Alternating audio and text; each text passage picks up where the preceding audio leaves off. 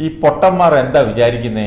സത്യം അറിയണമെങ്കിൽ ശബരിമല തന്ത്രിയോട് പോയി ചോദിക്കുമെന്നാണ് സുരേഷ് ഗോപി പറയുന്നത്. തന്നെ വർഗീയവാദിയാക്കി ചിത്രീകരിച്ച് കമൻറ്റ് ചെയ്യുന്നവർക്ക് മറുപടിയായിട്ടാണ് സുരേഷ് ഗോപി ഇത് പറഞ്ഞത്.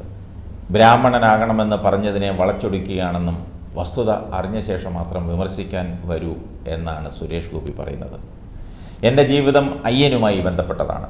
ഞാൻ ജനിച്ചു വീണ വീട്ടിലെ പ്രധാന ആരാധനാമൂർത്തി അയ്യപ്പനാണ്. എൻ്റെ അച്ഛൻ്റെയും അമ്മയുടെയും കുടുംബത്തിലെ ആചാരമനുസരിച്ച് മണ്ഡലകാലമായി കഴിഞ്ഞാൽ ശബരിമലയിൽ പോകും. പിന്നെ അതിൻ്റെ ചിട്ടയനുസരിച്ചാണ് വീട്ടിലെ ബാക്കി കാര്യങ്ങൾ നടക്കുന്നത്. ശബരിമലയിൽ തന്ത്രിമാരും മേൽശാന്തിമാരും കീഴ്ശാന്തിമാരും ഹോമം നടത്തുന്നു, വിളക്ക് കത്തിക്കുന്നു, എണ്ണ തേച്ച് വിഗ്രഹത്തെ കുളിപ്പിക്കുന്നു. ഇതൊക്കെ കാണുമ്പോൾ എനിക്കും ഇതൊക്കെ ചെയ്യാൻ പറ്റിയെങ്കിൽ എന്നൊരു തോന്നലാണ്. എനിക്കിപ്പോഴും ഭയങ്കര ആഗ്രഹമാണ്. അടുത്ത ജന്മമുണ്ടെങ്കിൽ ഞാൻ പൂണൂലിട്ട ബ്രാഹ്മണനായി ജനിക്കും. ഈ പൊട്ടന്മാർ എന്നെപ്പറ്റി എന്താ വിചാരിച്ചിരിക്കുന്നത്? ഞാൻ ഈ പറഞ്ഞതിൻ്റെ പേരിൽ അവർ രാഷ്ട്രീയ തന്ത്രങ്ങൾ ഉണ്ടാക്കുകയാണ്. വർഗീയവാദിയാക്കി തന്നെ തേജോവധം ചെയ്യാനാണ് ഇതിൻ്റെ പേരിൽ അവർ ശ്രമിക്കുന്നത്. നിങ്ങൾക്ക് ഞാൻ പറഞ്ഞതിൻ്റെ സത്യം അറിയണമെങ്കിൽ തന്ത്രി രാജീവരുടെ നമ്പർ തരാം.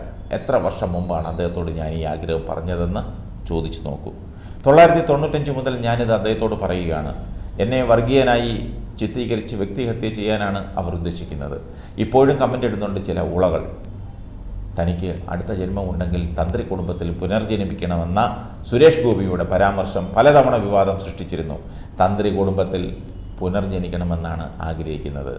ശബരിമല ശാസ്താവിനെ അകത്തുനിന്നല്ല പുറത്തുനിന്ന് തൊഴണം എന്നാണ് അദ്ദേഹം പറഞ്ഞത്.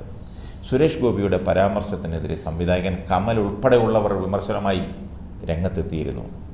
പക്ഷേ ഇപ്പോൾ വീണ്ടും വീണെടുത്ത് കിടന്ന് ഉരുളുകയാണ് സുരേഷ് ഗോപി. ഇപ്പോഴും പറയുന്നത് കേട്ടില്ലേ? നേരത്തെ പറഞ്ഞതിൽ തന്നെ ഉറച്ചു നിൽക്കുകയാണ്. അടുത്ത ജന്മമുണ്ടെങ്കിൽ ഞാൻ പൂണൂലിട്ട ബ്രാഹ്മണനായി ജനിക്കുമെന്ന് പറയുന്നത് ഇയാളുടെ ആഗ്രഹമാണ്. അപ്പോൾ ബ്രാഹ്മണർ മാത്രമേ ഉള്ളൂ ഇയാൾക്ക് പഥ്യം. മറ്റുള്ളവരൊക്കെ അയിത്തമാണല്ലേ? ചാണകവും തലയിൽ വെച്ചുകൊണ്ട് വീണെടുത്ത് കിടന്നുരുളാതെ അങ്ങയുടെ പണി നോക്കുക. അല്ലാതെ പൊട്ടന്മാരെന്നും മൂളയൊന്നുമൊക്കെ മറ്റുള്ളവരെ വിളിക്കുന്നത് ഒരു പൊതുപ്രവർത്തകന് യോജിച്ചതല്ല എന്നേ പറയാനുള്ളൂ.